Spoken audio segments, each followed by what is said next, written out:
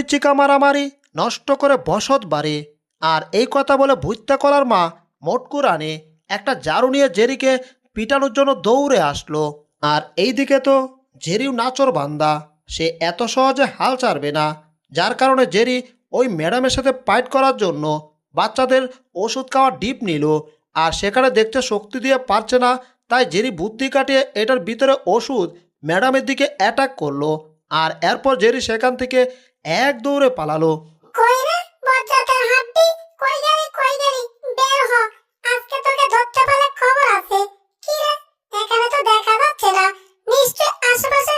আরে এই তো বের হয়েছে, বের হয়ে তো আবার আমাকে জিহ্বা দেখাচ্ছে। ওরে এ তো অন্য কোটার ভিতর, দাঁড়া এবার এটাকে ধরছি। এবার তুই নিশ্চয়ই এটার ভিতর। এবার দারুণ শাস্তি দিছি, এইবার আমার সাথে চল, তোকে ঘর থেকে একেবারে বের করে দেব। এরপর মোটকু রানী